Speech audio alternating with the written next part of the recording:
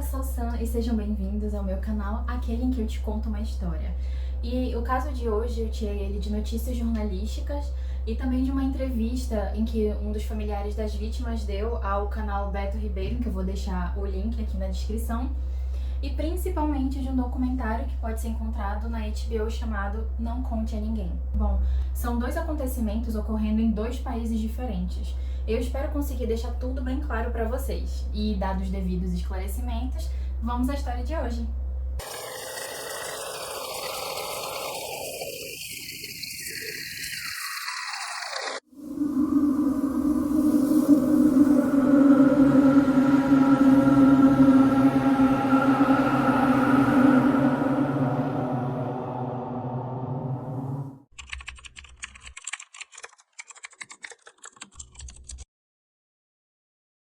No dia 18 de setembro de 2016, o mundo ficou devastado com a notícia de que uma família inteira havia sido esquartejada na cidade de Pios, na Espanha, sendo estes a mãe, o pai e os dois filhos pequenos. O pai da família, Marcos Campos, ele era o caçula dos irmãos, sendo muito apegado à sua mãe. E ele adorava ver filmes americanos, sempre tentando colocar eles em prática com todas as garotas que conhecia. Já adulto, ele morou na Espanha, próximo a seu irmão Wolfram, e lá ele chegou a abrir uma empresa de construção com um amigo. Mas depois que ele conheceu pela internet a Janaína e eles ficaram muito amigos, ele decidiu largar tudo e ir para João Pessoa, no Brasil, para conhecer a mulher que ele dizia ser o amor da sua vida. Já a Janaína, desde muito criança, ela falava que tinha essa vontade que um dia ela iria morar no exterior. E assim que ela conheceu o Marcos, que tinha vindo ao Brasil para conhecê-la, né, depois de terem se apaixonado, ela logo engravidou da sua primeira filha, Maria Carolina, e o Marcos, ele conversou com ela sobre a ideia de se mudarem para o exterior, de irem para a Espanha, onde ele morava anteriormente, porque lá eles poderiam ter um maior conforto, uma maior segurança e estabilidade para formar a família lá. Assim, eles se casaram no dia 28 de agosto de 2013 e no mesmo ano se mudaram para a Espanha.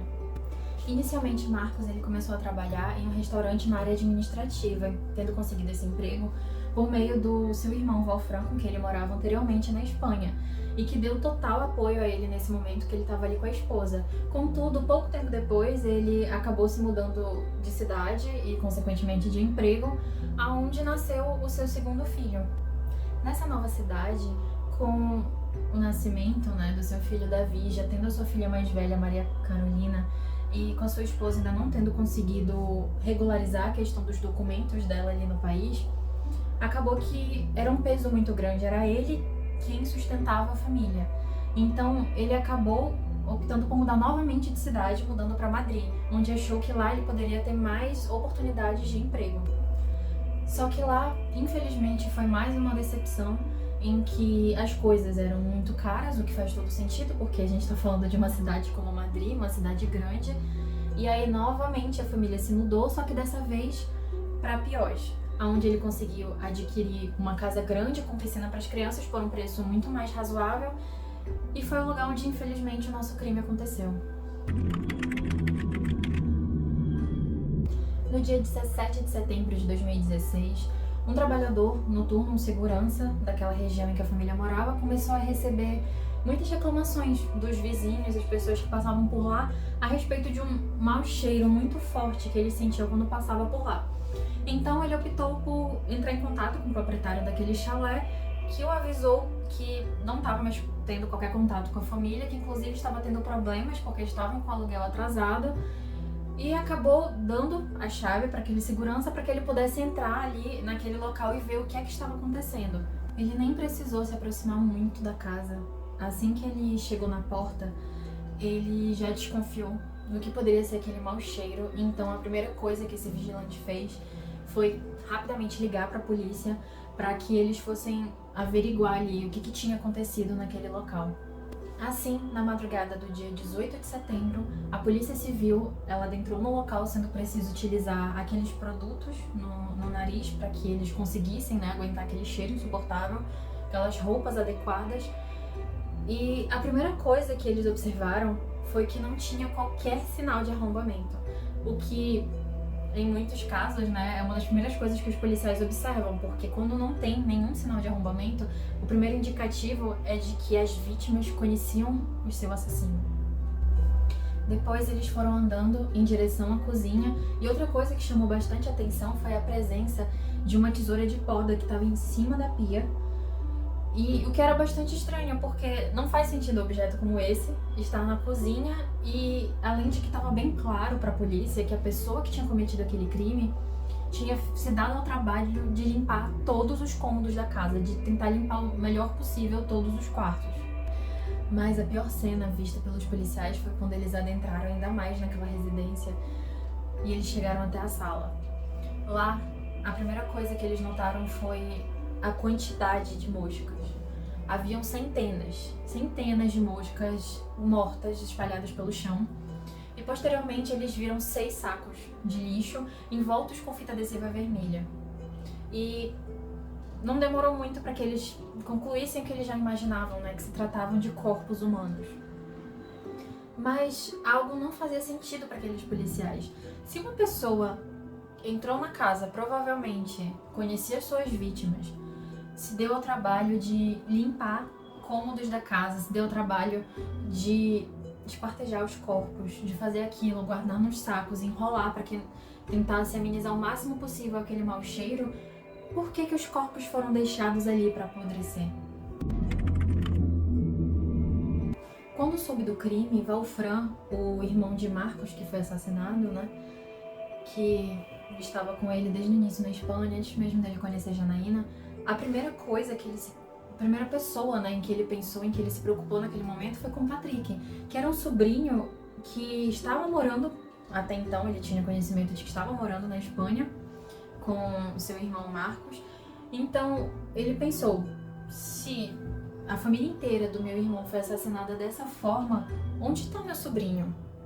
E se ele está vivo, será que não vão atrás dele? O que pode acontecer com ele? Então, automaticamente, o que ele fez foi ligar para a irmã mais velha de Patrick para que ela trouxesse logo ele para o Brasil, para que ele estivesse seguro. E que as pessoas que fizeram aquilo com a família do seu irmão não fizessem aquilo com seu sobrinho também. Até porque, até então, não se sabia quem fez e nem a motivação dessa pessoa. François Patrick Nogueira, filho de François, um médico dono de clínicas de radiologia no norte do Pará, especificamente em Altamira, e filho de Soraya, que era irmã de Marcos, que foi assassinado. Ela era uma empresária.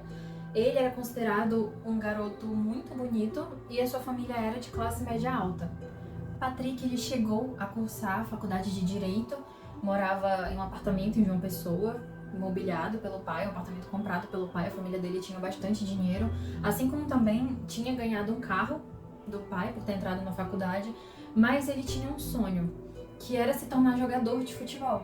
E por isso ele acabou largando tudo aqui no Brasil em 2016, indo para a Espanha para tentar essa carreira, tentar realizar esse sonho. Mas depois que essa tragédia aconteceu com a família dele, ele rapidamente pegou um voo de volta para o Brasil. Depois que o Patrick chegou no Brasil, todos os familiares estavam desesperados para tentar falar com ele, até porque ele era a pessoa que estava tendo aquele contato mais próximo na Espanha com a família que foi assassinada. Então eles queriam saber, ter conhecimento ali do máximo de informações possíveis para entender o que tinha acontecido e tentar pensar quem poderia ter feito aquilo, ter cometido um crime tão absurdo com a sua família. Mas no início ele não teve contato com ninguém. A única pessoa que falava por ele naquele momento era a sua irmã mais velha, Hannah, que pediu paciência para os familiares, falando que ele estava bastante abalado e que ainda estava meio que digerindo tudo o que tinha acabado de acontecer. Tempos depois, quando finalmente Valfran ele conseguiu falar com o Patrick, né, pediu o máximo de informações possíveis, porque ele queria entender, né, e no que ele pudesse estar ajudando a polícia a resolver esse crime.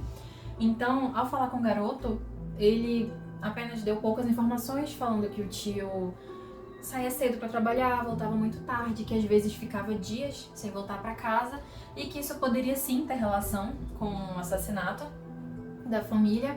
E ainda que algo que ele informou, que até então a família não estava sabendo, é que já havia um tempo ele não morava mais com os tios que foram assassinados, que ele estava morando em um apartamento dele. polícia foi falar com os vizinhos para saber se alguém tinha alguma informação a respeito do que poderia ter acontecido, um dos vizinhos disse que no dia 15 de agosto de 2016, ele escutou um grito de um homem que foi um tanto quanto estranho, mas enfim, muitas pessoas optam por ignorar às vezes esse tipo de coisa. E depois disso ele não escutou mais o som que ele escutava das crianças brincando na piscina, nas áreas ali da casa, né? E além disso, o entregador de pão, ele informou a polícia que no dia 16 ele fez a entrega normalmente, que receberam ali a encomenda, mas que quando ele foi no dia 18 entregar o pão do dia anterior, do dia 17, estava lá, duro, seco, ou seja, não tinham retirado aquela encomenda de lá, tinha ficado, o que era estranho, já que era uma entrega diária e que era recolhida ali todos os dias. A partir dessas datas dadas por essas pessoas, a polícia ela foi observar a questão do consumo de energia e eles observaram que a partir das 23 horas do dia 17 de agosto houve uma baixa significativa no consumo, o que fez com que concluíssem que o crime ocorreu entre a tarde do dia 17 de agosto até a manhã do dia 18. E após a análise do ambiente, né, eles seguiram para a análise dos corpos. E algo que ficou bem claro ali de imediato foi as feridas no pescoço de todas as vítimas. E convenhamos, né, não precisa ter tanto conhecimento a respeito dessas áreas investigativas e afins para ter uma noção de que quando você machuca alguém na região do pescoço é porque quer que o resultado seja a morte. Não tem como querer outro resultado. Assim ficou bem claro que a família morreu devido a choque hipovolêmico, ou seja, houve o corte de um grande vaso ali que fizeram todos os membros da família sangrarem bastante, perderem, né, aquele sangue.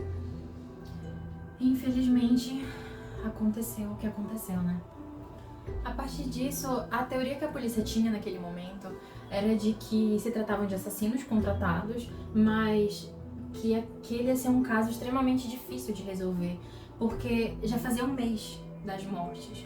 Os corpos só foram encontrados um mês após o cometimento dos crimes. Então, as pessoas que tinham cometido aquele crime, obviamente, já estariam bem longe, poderiam estar até em outro país. E ainda eles levaram em consideração as constantes mudanças, né? Que o Marcos e a família chegaram a mudar de várias cidades, né? Várias casas, ele trocou de emprego várias vezes.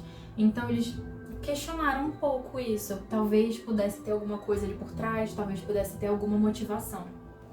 Continuando as investigações, os policiais eles acabaram indo, né, no trabalho de Marcos, em que ele trabalhava ali como cozinheiro, e ele foi falar com os colegas de trabalho, enquanto alguns falavam que não viam ele como uma pessoa que tinha problemas econômicos, outros já falavam que ele constantemente pedia dinheiro emprestado.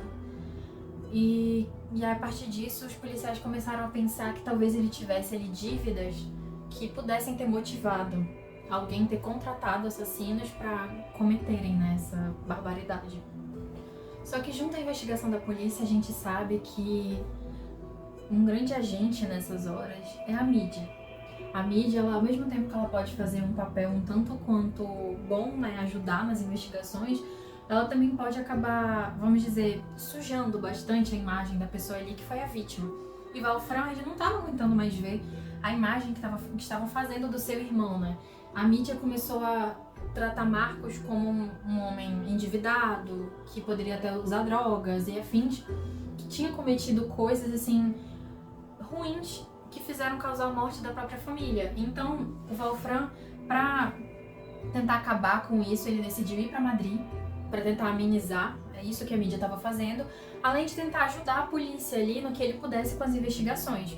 E além disso, a polícia acabou necessitando do DNA dele, porque era um período na Espanha de bastante calor. E como os corpos estavam em sacos fechados ali há um mês, os rostos acabaram derretendo.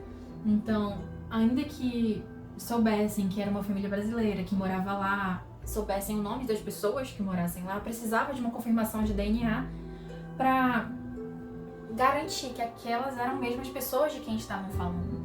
Então foi necessário que Valfran fosse para lá para que fornecesse o seu DNA para comparar com seu irmão e assim fosse constatado realmente que se tratava de Marcos e sua família, o que claramente foi constatado, né?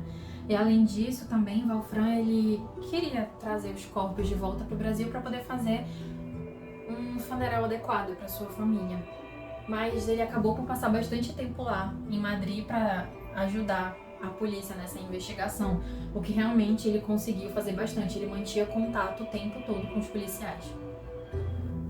A partir do que estava sendo constatado pela polícia ali, da questão de dívidas de Marcos, eles começaram a investigar o seu passado e viram ali que no ano de 2002 foi a primeira vez que ele pisou na Espanha, na cidade de Corunha, em que ali ele tentou ganhar a vida como podia, realizando vários empregos. O seu primeiro trabalho ali foi como padeiro, cuidando dos doces. E ao falar com as pessoas que trabalharam com ele, todos falavam que ele era uma pessoa bastante sonhadora, empreendedora, alegre. As pessoas não tinham coisas ruins para falar sobre ele. E depois desse trabalho como padeiro, ele acabou se tornando autônomo e fazendo ali instalações em construções, mas infelizmente foi algo que não deu muito certo, ele acabou fracassando nessa área. Depois disso, ele abriu um bar na Rua Bolívia, que infelizmente também durou no máximo 2 meses e acabou tendo que fechar. Que foi quando ele acabou optando no fim por comprar um maquinário para tentar trabalhar ali com uma construtora, que se juntou a um amigo, mas coincidiu com o período em que ele conheceu a Janaína, se apaixonou e decidiu largar tudo para ir para o Brasil e deixou tudo nas mãos do seu colega. Só que infelizmente, com todos esses investimentos mal sucedidos, essas tentativas infrutíferas de sucesso, né, na carreira, ele acabou criando bastante dívidas. E mesmo ele voltando para o Brasil, deixando tudo com o colega dele na Espanha, ainda eram coisas que eram descontadas ali do que ele recebia no mês e afins, porque eram dívidas realmente que não eram muito pequenas, coisas assim, insignificantes. Já na Espanha, era a Janaína quem ficava em casa com as crianças, e o valor que Marcos recebia no mês, uma partezinha ali já era abatida referente às dívidas que ele tinha anteriormente. Mas não demorou muito para a polícia concluir que ele não passava de um homem justo, trabalhador, que estava só tentando ele sustentar a sua família. Que ele não tinha feito nada demais que justificasse aquele assassinato horrível, sabe? Até porque, conversando com as pessoas que ele chegou realmente a pedir algum dinheiro emprestado, ele sempre devolvia. E eram quantias baixíssimas que realmente não justificavam o cometimento de tais crimes. Paralelas a essas investigações que estavam ocorrendo na Espanha, aqui no Brasil, Patrick ele chegou a comparecer à Polícia Federal e forneceu o DNA dele para futuras comparações. Além disso, ele deu alguns relatos para a polícia, né, dizendo que ele realmente chegou a morar com o tio, né, com a família dele, de março até julho do ano de 2016.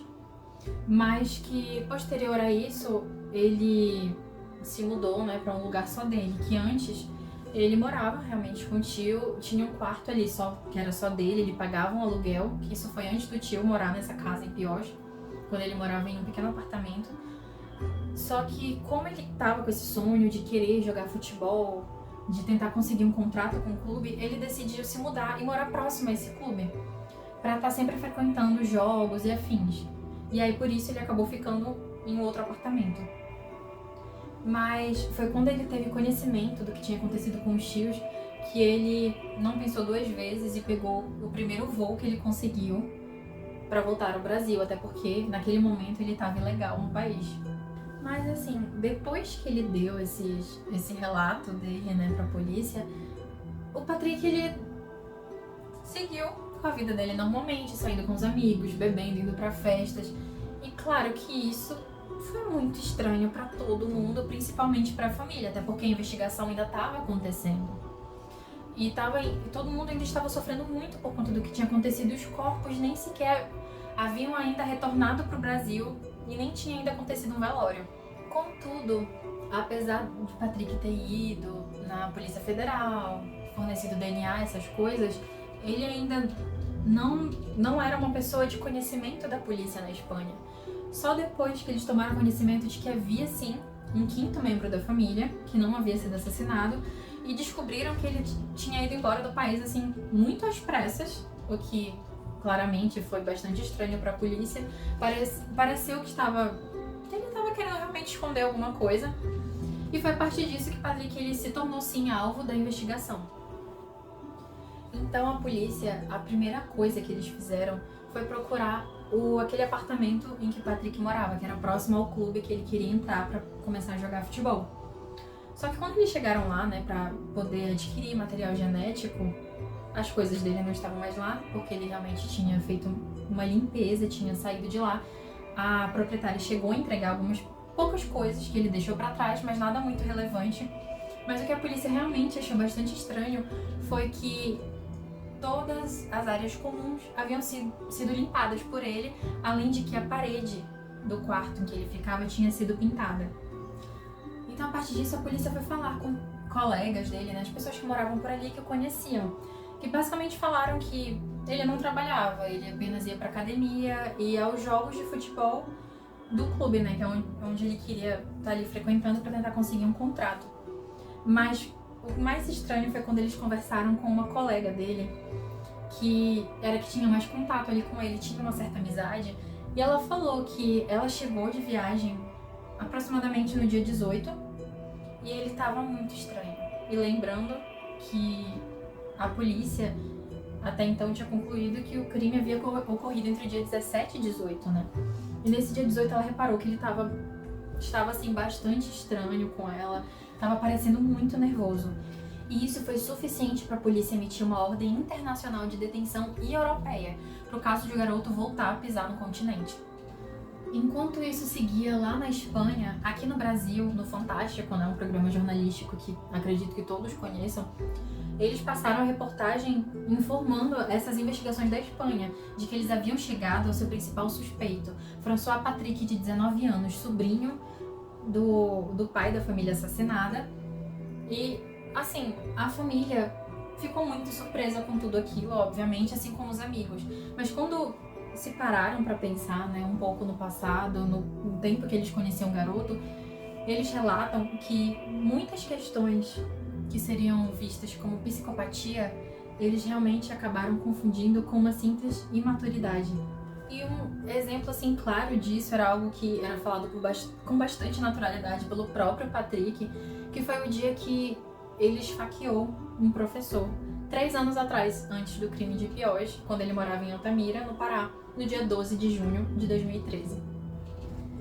Na época, ele alegou que sofria bastante bullying, que inclusive o próprio professor fazia bullying com ele, e a gente para, né, também para pensar que na época realmente o bullying não era visto como o que é visto hoje, né?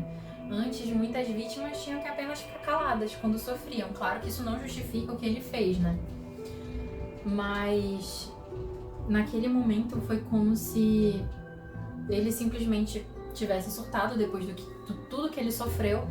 E no meio da sala, o professor estava de costas e naquele momento ele se levantou com a faca na mão, foi em direção ao professor, que estava de costas, e lhe deu 2 facadas. Uma no pescoço e uma embaixo do braço, e ele só parou porque outros alunos o seguraram. E bom, de acordo com o Código Penal brasileiro, os menores de 18 anos eles não são responsabilizados criminalmente, mas sim cometem o que a gente chama de atos infracionais. Atos esses que são regidos pelo ECA, o Estatuto da Criança e do Adolescente. Então, assim, os menores de 18 anos eles não vão pra cadeia, né, por cometerem esse tipo de crime. O que vai acontecer? Vai recair sobre ele medidas socioeducativas ou liberdade assistida, assim como também pode ser alguma prestação de serviços à comunidade e afins, que claramente foi o que foi aplicado, né, ao Patrick. E na época o juiz ele ainda optou pela internação do garoto, mas todos ficaram insatisfeitos, né, por conta do grau da violência do que ele fez.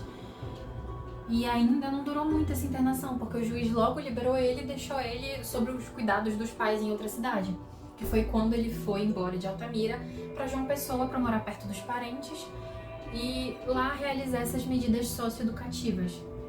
Inclusive, na cidade, ele chegou sim a fazer um certo acompanhamento psicológico, mas eu particularmente não entendo como, mas a profissional na época disse que aquilo não passava de uma reação momentânea de um adolescente com raiva, basicamente, e que isso não se repetiria, o que futuramente, né, se tornou bastante errôneo, eu acho, acredito, essa visão, porque eu acho que se tivesse realmente dado um diagnóstico para ele na época, poderia ter evitado certos acontecimentos, inclusive o caso do qual estamos falando hoje. Enquanto isso, na Espanha, a polícia fez uma coletiva de imprensa mostrando ali todas as evidências de que Patrick era o principal suspeito de ter cometido aqueles crimes. Não se tratando mais ali de uma teoria de acerto de contas, mas sim o sobrinho do casal de 19 anos que assassinou os tios e os primos de 1 e 3 anos. Dentre as provas, umas assim das mais importantes que a polícia descobriu, foi que eles viram que o garoto, ele pegou um ônibus até Piós, onde a família morava, no dia 17, às 13 horas da tarde, e só foi embora na manhã do dia 18. Lembrando que, até então, a polícia acreditava que eles haviam sido assassinados entre os dias 17 e 18. A partir disso, a polícia ela conseguiu falar com uma testemunha que viu Patrick no ônibus, dizendo que ele estava sozinho com uma mochila e algumas caixas de pizza. Então eles foram até a operadora do celular dele para descobrir aonde que estava o celular dele no momento do crime.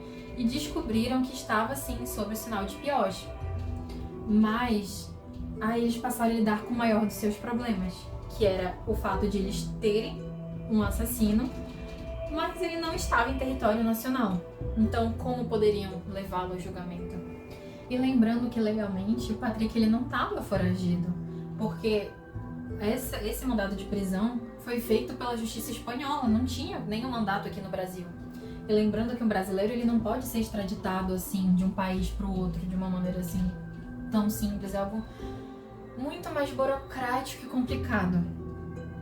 Além de que todas as provas estavam sendo feitas na Espanha. Não tinha nada aqui no Brasil que fosse produzido para culpabilizar o garoto. Então, a partir disso, a polícia espanhola ela tentou manter o maior contato possível com a polícia brasileira para tentar localizar o garoto e assim ver como eles poderiam proceder para fazer essa prisão. Mas não se trata de uma coisa exatamente célere. Então, para conseguir uma justiça, né, mais rápida, eles acabaram chegando à conclusão de que eles precisariam fazer o Patrick se entregar na Espanha. Era a melhor chance que eles poderiam ter. E de uma maneira que não agredisse a família de forma alguma e que eles tentassem auxiliar nisso, né, para que o garoto fizesse esse ato. Então, para conseguir que isso acontecesse, eles optaram por procurar uma pessoa de confiança para o próprio Patrick, né? Uma pessoa que ele confiasse. E essa pessoa foi a Hannah, a sua irmã mais velha, que muitas vezes ele via até como uma mãe. Só que o problema era que ela não achava que ele era culpado, ela não achava que ele tinha cometido nada desses crimes. E sim que a polícia da Espanha estava tentando incriminar ele porque não tinham encontrado ninguém. Então ele seria como se fosse o bode expiatório perfeito. E é nesse momento que quem entrou, né, na situação para tentar ajudar a polícia foi Valfran, o tio, né? Ele entrou em contato com Hannah e falou: olha, tá, você pode achar que ele é inocente, mas então vem aqui na Espanha e olhe você mesmo as provas que a polícia tem. E se você acha mesmo, ainda assim, que ele foi inocente, você mesmo pode falar com a polícia e tentar convencer eles do contrário. Até porque também, um detalhe é que a Hannah, ela era advogada, formada em Direito, né? Então, ela acabou indo, fez isso, né? Encontrou com o tio, com a polícia lá.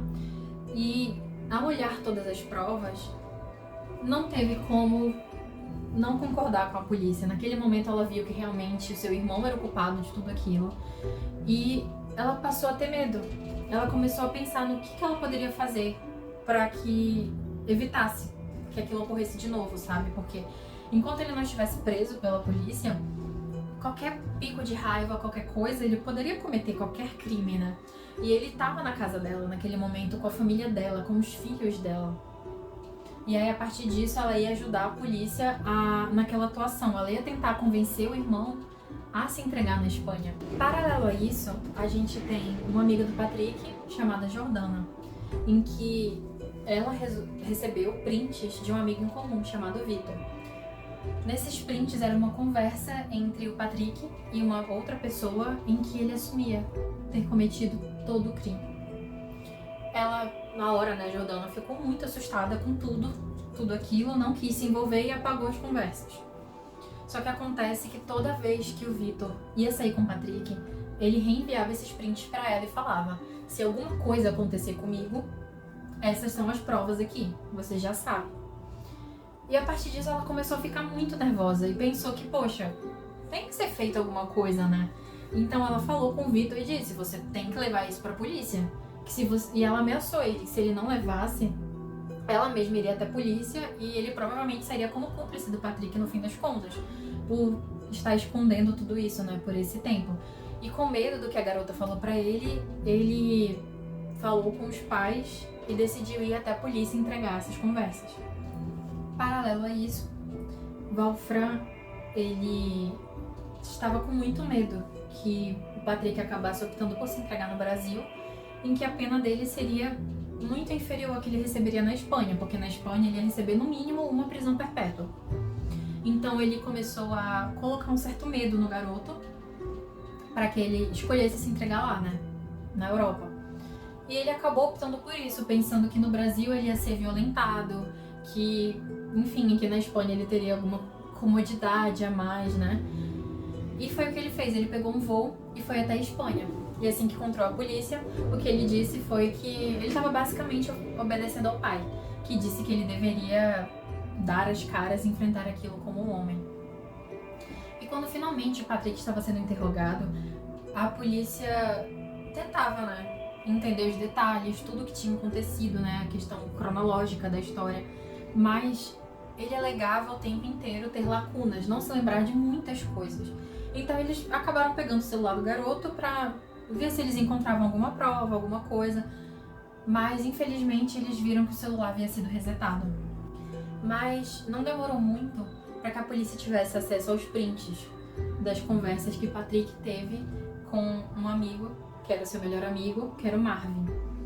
Vocês lembram que eu falei agora há pouco da Jordana, que ela ameaçou esse colega Vitor a levar pra polícia os prints, né? Porque na verdade esse Vitor possuía os prints que ele acabou levando, né, pra polícia, como ela ameaçou ele a fazer. E felizmente chegou na polícia, que na verdade esses prints não eram de uma conversa do Patrick com esse Vitor, mas sim com o melhor amigo dele, Marvin, em que foi contado ali em tempo real, enquanto ele cometia os crimes, ele falava com Marvin tudo o que ele estava fazendo. Mais uma coisa que chocou bastante a polícia foi que inicialmente eles não receberam esses prints diretamente porque o Vitor foi até a delegacia, mas esses prints dessa confissão de assassinato já estava rolando em grupos de escolas e afins em alguns lugares do Brasil, em grupos de WhatsApp, e as pessoas não fizeram nada. Elas simplesmente viram essas coisas e compartilharam, o que na verdade, levando em conta certos comportamentos, né, de algumas pessoas que a gente já vê assim no nosso país, não só no nosso país, mas no mundo em si, né, a gente acaba não se surpreendendo tanto pelo fato das pessoas, ao invés de verem um conteúdo desse e levarem direto pra polícia, a gente acaba não se surpreendendo tanto de elas simplesmente ignorarem ou compartilharem. Mas o que aconteceu exatamente, né, pra polícia chegar até essa conversa do Patrick com o Marvin? Eles tiveram acesso a esses prints e rapidamente, assim, pelo telefone, eles conseguiram chegar até o Vitor. Mas o Vitor, ele falou pra polícia que aquele celular não era dele, que na verdade o celular era de Marvin, o melhor amigo de Patrick, que é o que estava na conversa com ele. Porque o que acontece? Esse celular do Marvin tinha dado problema e ele deu pro Vitor consertar. E o acordo que eles fizeram ali é que enquanto o Vitor estivesse naquele processo de ajeitar o celular, ele poderia utilizá-lo. Só que quando ele abriu o WhatsApp do celular, em que ele foi mexer, várias conversas apagadas apareceram, assim como prints que estavam na lixeira. E esses prints estavam na lixeira do celular e ele resgatou esses prints e leu, e foram esses prints que ele compartilhou anteriormente com a Jordana. E também foram esses prints que ajudaram a polícia a realmente entender os detalhes do crime, a entender o que realmente aconteceu naquela casa, em Piós, no dia 17 e 18 de agosto de 2016. Você não sabe como é difícil limpar, cara. Abrir alguém no meio dá muito trabalho, irmão. Eu usei aquela tesoura gigante para cortar galhos e mesmo assim não consegui. Eu tive que usar as mãos. Mas como você fez isso? Quero imaginar a cena de você chegando para matar. Não demorou para que a polícia levasse Patrick até a cena do crime para que fosse feita a reconstituição ali. E tirando, né, a questão das lacunas e afins que ele teve, né, a partir das mensagens, o que a polícia entendeu que aconteceu foi que ele chegou na casa naquele dia e quem recebeu ele foi a Janaína, que estava bastante surpresa porque ela não via ele há bastante tempo. E como ele estava ali, chegou com pizzas e afins, eles ficaram sentados na varanda da casa, conversando ali por cerca de 30 minutos. E depois entraram, ela convidou ele para que esperassem pelo Marcos, que era o tio dele. Enquanto ela estava ali de costas lavando a louça, ele se posicionou do lado dela, tirou uma faca da cintura e a esfaqueou no pescoço. E tudo isso na frente das crianças que, obviamente, entraram em desespero. O que ela disse? Nada. A minha faca estava cortando a garganta dela. E ao se referir às crianças, ele falou o seguinte: legal que eles não correram, só ficaram ali parados. Quem você esfaqueou primeiro? A mulher, depois a menina de 3 anos e depois o menino de 1. Depois que Patrick cometeu essas atrocidades, ele ficou ali por algumas horas, esperando pelo tio chegar. Enquanto isso, Marvin ficava o tempo todo aconselhando ele por mensagens sobre o que fazer com os corpos, sobre como se cuidar naquele momento. Cara, eu tô com fome e essa bicha não chega. Vou ter que sujar tudo de novo, cortar o corpo no meio e jogar os órgãos em um saco e depois limpar. Que trabalho da porra, quanto tempo você demorou? Cara, mais de 1 hora. Hahaha. Patrick, o assassino, é melhor você não contar a ninguém. Ontem, enquanto eu preparava tudo, não consegui nem beber água de tanta adrenalina. Até respirar me dava vontade de vomitar. Hahaha, cuidado, não vai passar fome. E depois não consegue acabar com a vítima. Ok, eu vou comer depois de derrubar ele. Eu deixo ele lá sangrando e faço um sanduíche de atum, porque eu mereço. Se concentre, não falhe. Quando Marcos finalmente chega em casa, ele fica bastante surpreso ao ver Patrick lá, né? Porque não via ele há bastante tempo. Ele abraçou o sobrinho, mostrou certa felicidade em ver ele. Eles sentaram ali na beira da piscina, conversaram. Mas depois de um tempo, quando ele chamou para entrar na casa e ele estava na frente, né? No caso, de costas para Patrick, foi nessa hora que o garoto atacou, esfaqueando ele até a morte. E depois, Patrick ainda tomou um banho, vestiu as roupas do tio e dormiu em sua cama. Onde você apunhalou ele? Pescoço. Ele eu matei de frente, olhando nos olhos. Agora vem a melhor parte, esquartejar. Patrick ele disse que a última coisa que se lembra é de ver o tio deitado ali, já sem vida. E depois chegou a pesquisar e pensar o que ele ia fazer com aqueles corpos. Se ele ia só deixar em sacos lá mesmo, se enterraria. E no fim ele acabou optando por deixar nos sacos enrolados, bem enrolados, para que não rasgassem. E para que tentasse, né, fazer com que aquele cheiro de decomposição que viria futuramente não ficasse tão forte. Claramente não deu muito certo.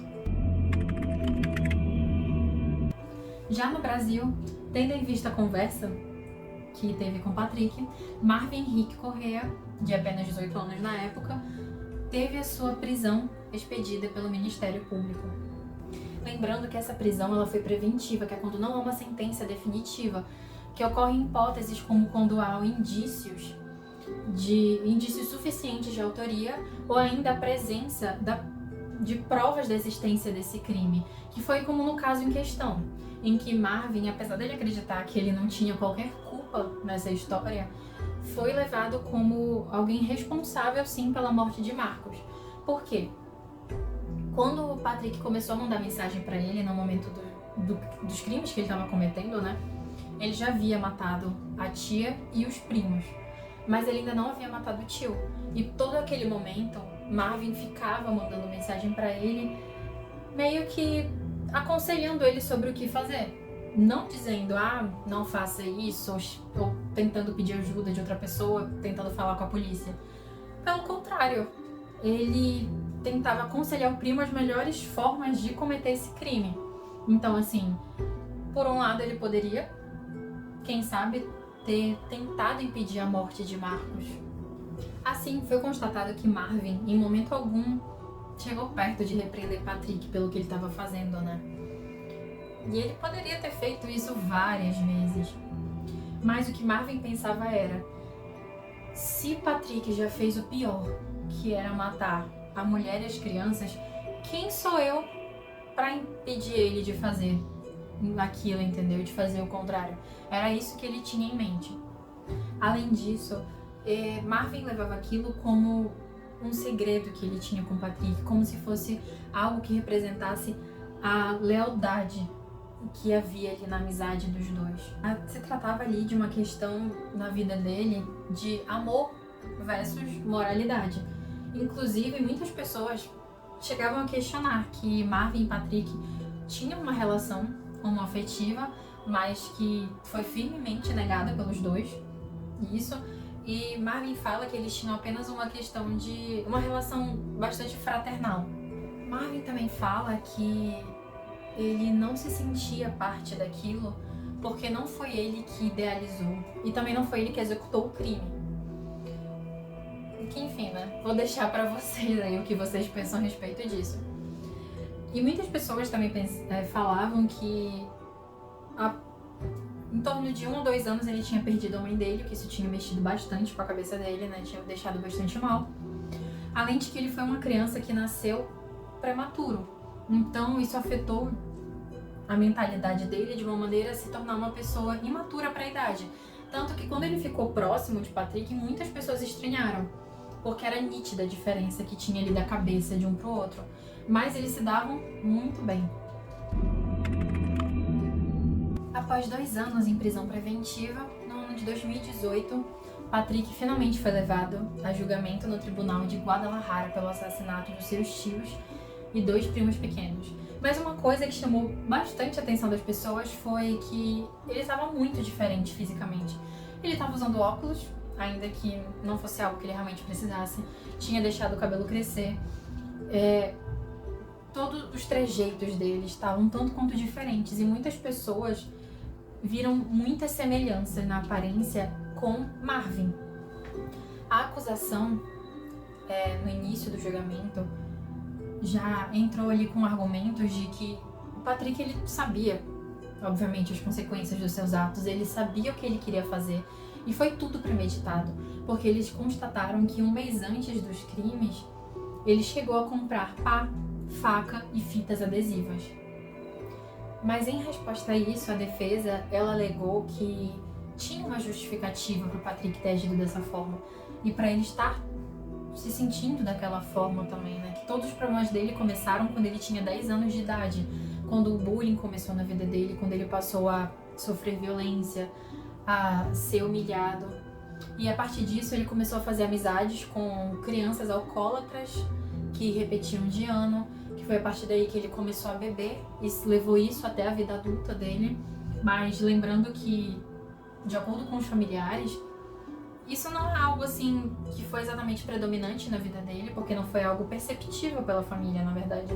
Ninguém nunca tinha visto ele dessa forma, nem sequer sabiam que ele tinha algum problema com bebidas e afins.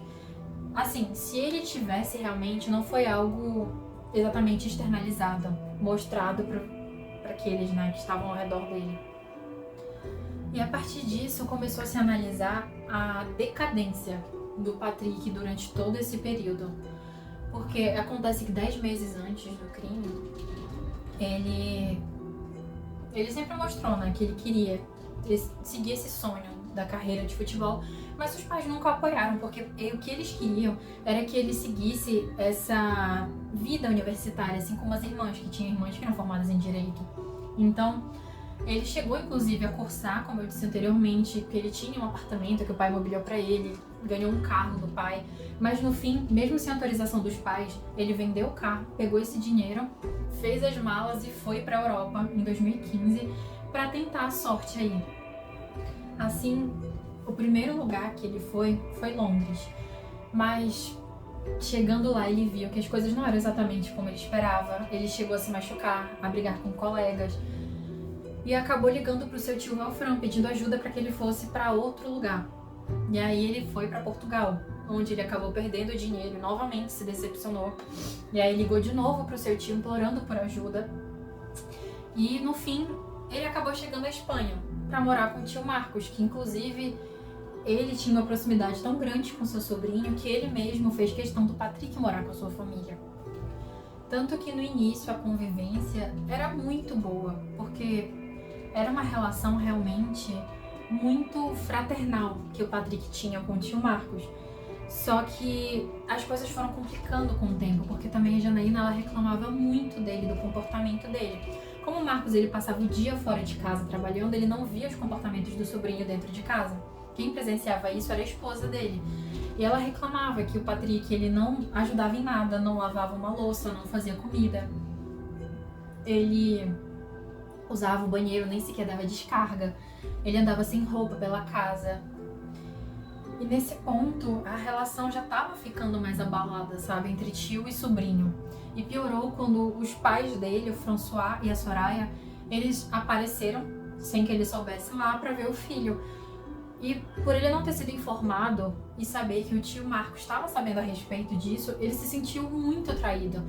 O que fez piorar ainda mais a relação dos dois, ainda mais naquele momento em que ele não estava falando direito com os pais, tanto que ele praticamente expulsou os pais naquele momento, se recusou a falar com eles. Então, assim, foi uma chateação muito grande que ele sentiu. Patrick ainda afirmou no julgamento que o Marcos roubava o dinheiro dele, aproveitava enquanto ele estava dormindo e pegava ali o dinheiro, além de receber o dinheiro do François e da Soraya, que são os pais do Patrick, né? O dinheiro que era para ser para ele, pro Patrick, o Marcos pegava. Ele ainda ameaçava o Patrick porque se ele não desse mais dinheiro, ele ia denunciá-lo para imigração, porque naquele momento ele estava ilegal no país. Então, assim, isso era o que o Patrick falava, mas a família discorda de tudo isso, todas essas questões que o Marcos tenha feito qualquer uma dessas coisas. A relação se desgastou cada vez mais e mais, principalmente quando o Marcos começou a desconfiar que o Patrick estava tendo um caso com a esposa dele, com a Janaína. Mas assim, Patrick nega isso. A própria família também duvida muito que isso possa ter acontecido. Inclusive a família da Janaína fala que ela reclamava muito dele e dizia que ela tinha medo dele por falas e atitudes que ele tinha. Tanto que quando o crime aconteceu, a família da Janaína desde o início falava que quem tinha cometido esse crime foi o Patrick. Foi relatado ainda que Janaína chegou a contar para os pais que Patrick falava que ia jogar a filha dela do quinto andar lá do prédio para que ela morresse de frio na rua, que ele não suportava a garota, que ela chorava muito. E ele falava também que, isso já agora que eu vou falar, foi algo dito pelo próprio Marcos em áudio enviados à família, em que o Patrick disse a Janaína que ele era uma pessoa má, que ele gostava de ser assim. Naquele ponto, Marcos ele só estava permitindo que Patrick ainda morasse na sua casa com a sua família por amor que ele tinha a sua irmã Soraya e a seu cunhado François. Em julho de 2016, Valfrele decidiu se mudar do apartamento que eles moravam ali para ir para aquela casa em Piores, que era maior, o preço era melhor, né? Tinha piscina para as crianças, e ele chegou a convidar Patrick para morar com eles, mas Patrick disse que não moraria naquele inferno e acabou não indo. Só que desde o início, o Marcos ele tinha a intenção de comprar aquela casa porque ele queria que o Patrick e o seu irmão Valfran fossem morar com eles, tanto que Valfran já estava com passagem comprada para ir para lá, que ele ia ajudar a cuidar do Patrick, porque ele já estava tomando conhecimento do quão difícil estava aquela convivência com o garoto. E ele ia para lá para tentar amenizar as coisas e deixar tudo mais na paz, assim, um convívio muito mais confortável para todo mundo. Só que essa questão do posicionamento do Patrick não querer morar com o tio já foi algo relatado em áudio na época, né, pelo próprio Marcos, antes de sua morte. Mas o que Patrick falou em julgamento foi que ele iria sim morar com o tio, que ele ficou esperando pelo tio buscá-lo numa sexta-feira, só que ele não apareceu, e que quando ele chegou lá no apartamento, o tio já tinha ido embora, tinha levado inclusive uma mala dele e deixado ele lá para lidar com todas as dívidas que tinham ficado do apartamento. E ele ainda esperou o tio por cerca de 2 a 3 dias, mas não apareceu. Marcos ele falou na época em áudio para o irmão que ele ficou de buscar o Patrick cerca de sábado ou domingo, mas que ele acabou não conseguindo por conta do trabalho. E aí ele foi na segunda-feira, só que na segunda o garoto já não estava mais lá. E ele tentou ligar diversas vezes para o Patrick, mas ele simplesmente não atendeu. E ali ficou bem claro para Marcos que o garoto tinha bloqueado ele. Então naquele ponto, o Patrick ele só tinha em mente que ele tinha sido abandonado pelo tio. E ele sumiu por meses, cerca de 2 meses.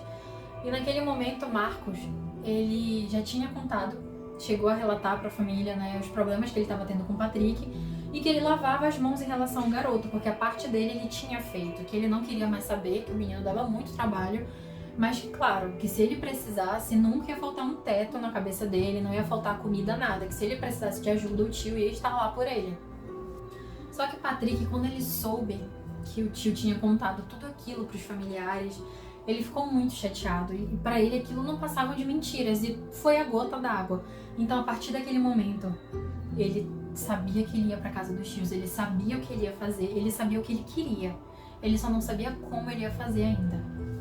A defesa, naquele momento no julgamento, chegou inclusive a levar um grupo de psiquiatras que tentaram justificar a conduta do Patrick, dizendo que ele tinha um dano no cérebro, provavelmente de uma briga que ele teve quando criança, que ele apanhou, enfim, que levou ele a cometer aquelas coisas. Mas assim, além de não ser 100% confiável esse tipo de teste, não tem como alegar esse tipo de coisa, até porque naquele momento já se tinham todas as provas, tinham as conversas de WhatsApp, além de que tudo corroborava com o laudo que ele recebeu, de que ele tinha assim, um nível alto de psicopatia.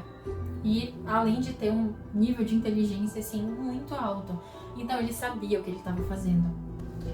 No fim, Patrick foi condenado pela morte da tia Janaína a uma pena de 25 anos. Quanto ao tio e aos primos, ele recebeu, referente a cada um, uma pena de prisão perpétua.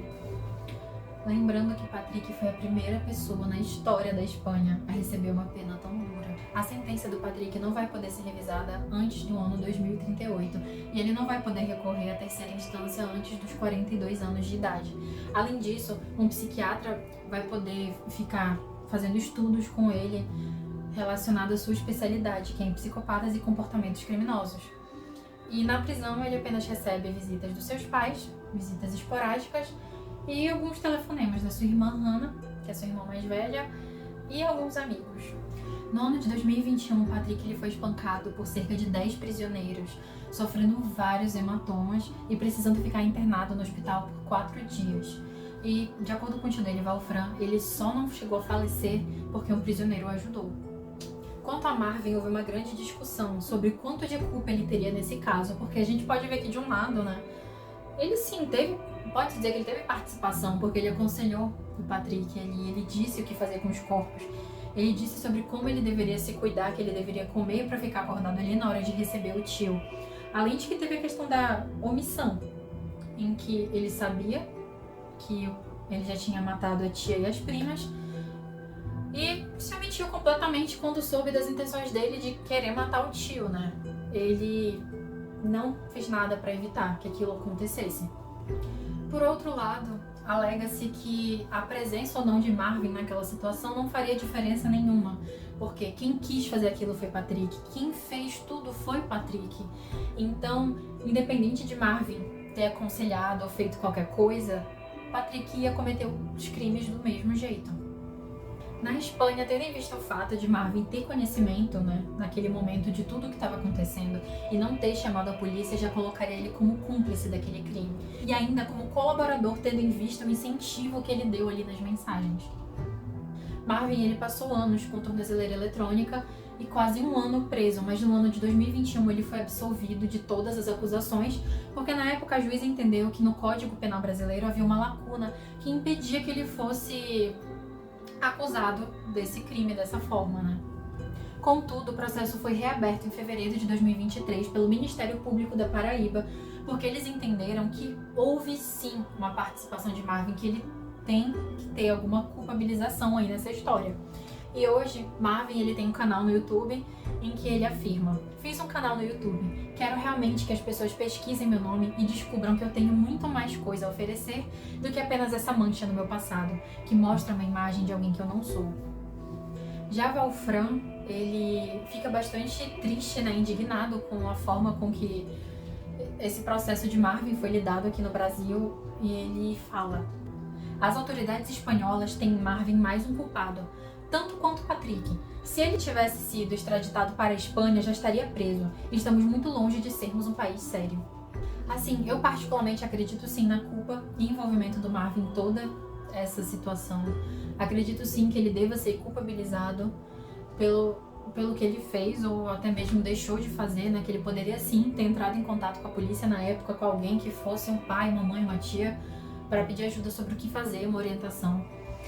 E eu acredito que com a reabertura desse processo agora pelo Ministério Público, que quem sabe a família não encontre, né, paz e não sinta que chegou à justiça nesse caso, né? Porque Patrick foi culpabilizado pelo que ele fez.